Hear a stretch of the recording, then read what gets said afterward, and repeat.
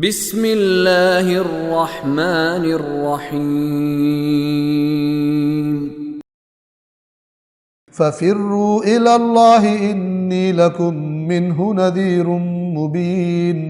ولا تجعلوا مع الله إلها آخر إني لكم منه نذير مبين كذلك ما أتى الذين من قبلهم من رسول إلا قالوا ساحر أو مجنون أتواصوا به بل هم قوم طاغون فتول عنهم فما أنت بملوم وذكر فإن الذكرى تنفع المؤمنين۔ سورۃ الذاریات، جیسا کہ انشاءاللہ آپ کو ذہنوں میں ہوگا، جہاں پر بات ختم ہوئی تھی وہ یہ کہ اللہ کے ساتھ اللہ کی طرف بھاگو، یعنی فرار کرو، یقیناً میں تمہارے اللہ کی طرف سے تمہیں صریح تنبیہ کرنے والا ہوں، یعنی ایسا خبردار کرنے والا ہوں کہ جو ڈھکا چھپا نہیں ہے، واضح اور روشن ہے۔ اور اللہ کے ساتھ کسی دوسرے کو معبود نہ بناؤ، میں اللہ کی طرف سے تمہیں واضح تنبیہ یعنی خبردار کرنے والا ہوں۔ پھر اگلا جو آیت ہے، آیت نمبر 52، یہ بھی رسول اللہ کی تسلی کے لیے ہے، کیونکہ اسی قسم کے القابات، جیسے فرعون نے حضرت موسیٰ سے کہا تھا کہ ساحر ہے، جادوگر ہے یا مجنون ہے، تو آیت نمبر 52 میں اللہ تبارک و تعالیٰ فرما رہا ہے کہ اے رسول، اگر آپ کو کہہ رہے ہیں تو یہ کوئی نئی بات نہیں ہے، یہ اللہ کے نافرمان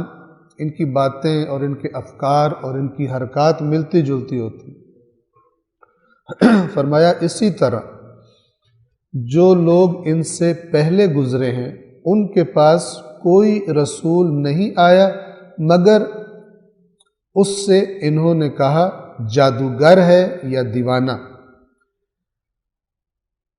کیا ان سب نے ایک دوسرے کو اسی بات کی نصیحت کی ہے؟ یہاں جو لفظ ہے اتواصوا بہ، کیا اسی کی وصیت کرتے ہیں؟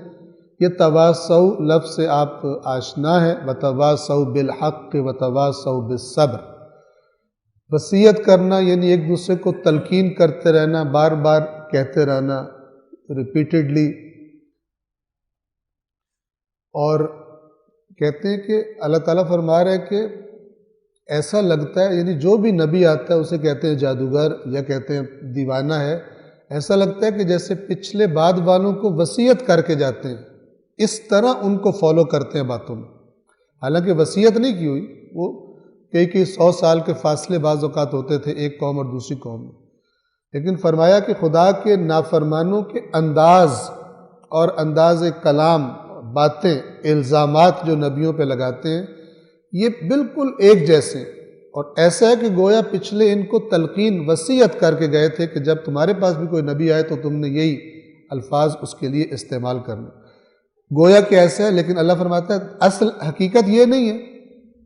بل ہم قوم طاغون۔ یہ ساری جو بیماریوں کی جڑ ہے، کسی نبی کے مقابلے میں جو آئے، ائمہ کے مقابلے میں جو آئے، بالخصوص مثلا ہم کہیں کربلا میں امام حسین کے مقابلے میں جو آئے، یہ چیز کیا ہوتی ہے؟ یا اللہ تبارک و تعالیٰ فرما رہا ہے بلکہ یہ سرکش قوم ہے، کہ خدا کو جھکنا نہیں چاہتے، اطاعت نہیں کرنا چاہتے، اور نبی چونکہ آگے کہتا ہے اطاعت کرو، یہ کرنا نہیں چاہتے، اپنی مرضیوں کے مطابق، حتیٰ کہ دین بھی کوئی ان کے پاس پہلے آ چکا ہے تو اس کو بھی اپنی مرضیوں کے مطابق ڈھال چکے ہیں، تو یہ سرکش، اصل میں سرکش ہے، تو ہر سرکش کی روش گزشتہ سرکشوں کی طرح ہوتی ہے۔ سورۃ البقرہ میں اللہ نے فرمایا تھا تشابہت قلوبہم کذالک قال الذین من قبلہم، اسی طرح کی باتیں ان سے پہلوں نے بھی کی تھی، تشابہت قلوبہم، ان کے دل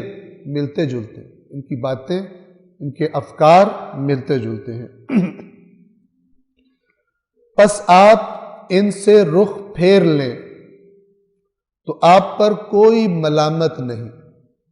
یعنی آپ کا کام آپ نے صاف صاف پہنچایا، اگر یہ ہٹ دھرمی پر ہیں تو تو پھر آپ بھی ان سے کنارہ کشی اختیار کر لیں، آپ ان کو نصیحت کریں کہ جو سننا چاہتے ہیں، جو ڈٹ گئے ہیں، جن کے بارے میں اللہ نے فرمایا سواء علیہم انذرتہم ام لم تنذر۔ اور یہاں میں آپ کی خدمت میں عرض کروں کہ البتہ آگے آ بھی جائے گا، ایک سبب جو اللہ نے بتایا سورۃ النجم میں آئے گا، فرمایا فَأَعْرِضْ، اے رسول اعراض کیجئے، یعنی دوری اختیار کر لیجئے، کنارہ کشی اختیار کر لیجئے۔ کس سے؟ عَمَّن تَوَلَّى عَن ذِكْرِنَا، جو ہمارے ذکر سے پشت کرتا ہے، آپ بھی اس سے، یعنی جس کا دل نہیں لگتا، جس کے دل کو پسند ہی نہیں آتا ہمارا ذکر سے مراد قرآن بھی ہو سکتا ہے اور رسول اللہ کی نصیحت بھی ظاہر ہے اللہ ہی کی طرف بلانے کے لیے تھی، تو جو ہمارے ذکر سے پشت کرتا ہے آپ بھی اس سے اعراض کیجئے۔ اعراض کرنا یعنی کنارہ کشی اختیار کرنا۔ اور پھر آگے کیا فرمایا؟ تَوَلَّى عَن ذِكْرِنَا وَلَمْ يُرِدْ، اور اس کا ارادہ نہیں ہے إِلَّا الْحَيَاةَ الدُّنْيَا، سوائے دنیاوی زندگی، یعنی جو فقط دنیا چاہتا ہے اے رسول اس کا کام خراب ہے۔ دین کو تو وہ چاہے گا، دین کی بات تو وہ امپورٹنس دے گا جس کا دل میں آخرت پر ایمان ہے، کوئی خوف ہے، ورنہ جو فقط دنیا کا طالب ہے آپ اس سے وَلَمْ يُرِدْ، اور اس نے ارادہ نہیں کیا ہوا الا سوائے الحیات الدنیا، حیات دنیا کا۔ اور پھر یہی چیز جڑ جاتی ہے سرکشی کے ساتھ انبیاء کے مقابلے میں، جڑ ایک ہی ہے۔ بس آپ ان سے رخ پھیر لیں تو آپ پر کوئی ملامت نہیں، اور نصیحت کرتے رہے، کیونکہ نصیحت تو مومنوں کے لیے یقیناً فائدہ مند ہے، یعنی جس کے دل میں ایمان ہوگا آپ بات اپنی کرتے رہیں، جس کے دل میں ایمان ہوگا اس کو نصیحت آپ کی فائدہ دیتی رہے گی، ان کے ایمان بڑھتے رہیں گے، جس کے دل میں گنجائش ہوگی۔ صدق اللہ العلی العظیم۔